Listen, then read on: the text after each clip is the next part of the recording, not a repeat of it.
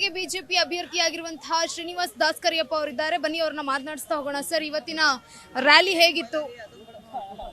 ಸ್ವಯಂ ಪ್ರೇರಿತರಾಗಿ ಎಲ್ಲರೂ ಕೂಡ ಕಾರ್ಯಕರ್ತರು, ಜನರು, ಮತದಾರರು ಅವರೇ ಸ್ವಯಂ ಪ್ರೇರಿತರಾಗಿ ಬಂದು ಈ ಒಂದು ರ್ಯಾಲಿಯಲ್ಲಿ ಪಾಲ್ಗೊಂಡಿದ್ದರು.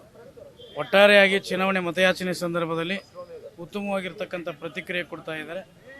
ಎಲ್ಲರೂ ಮನೆಯ ಮಗನಾಗಿ ಕರೆದು ಸತ್ಕರಿಸಿ ಗೌರವಿಸಿ ನಾನು ಈ ಬಾರಿ ಬಿಜೆಪಿಗೆ ಆಗ್ತೀವಿ ಅಂತ ಹೇಳಿ ಇವತ್ತು ನಮಗೆ ಧೈರ್ಯವನ್ನು ತುಂಬುವುದ್ರ ಜೊತೆಗೆ ಆಶೀರ್ವಾದನ ಮಾಡಲಿಕ್ಕೆ ಮುಂದಿದ್ದಾರೆ. HD ಕುಮಾರಸ್ವಾಮಿ ಅವರು ಬಂದಿದ್ರು, ಮತ ಪ್ರಚಾರ ಮಾಡಿದ್ರು, ಏನ್ ಹೇಳಿದ್ರು? ಕುಮಾರಸ್ವಾಮಿ ಅವರು ಈಗಾಗಲೇ ಬಂದು ರ್ಯಾಲಿಯಲ್ಲಿ ಭಾಗವಹಿಸಿದ್ರು. ಅವರಿಗೂ ವಿಶ್ವಾಸ ಇದೆ. ಅವರೇ ಹೇಳಿದರು, ವಿಶ್ವಾಸ ಇದೆ, ಗೆಲ್ತೀಯ ಈ ಸರಿ ಅಂತ ಹೇಳಿ. ಇನ್ನೇನು ಕೆಲವೇ 5 ದಿನಗಳು ಮಾತ್ರ ಬಾಕಿ ಇದೆ ಮತದಾನಕ್ಕೆ. ಏನ್ ಅನ್ನಿಸ್ತಾ ಇದೆ ಮನಸ್ಸಿನಲ್ಲಿ, ಏನ್ ಓಡ್ತಾ ಇರುತ್ತೆ ಅಂತ?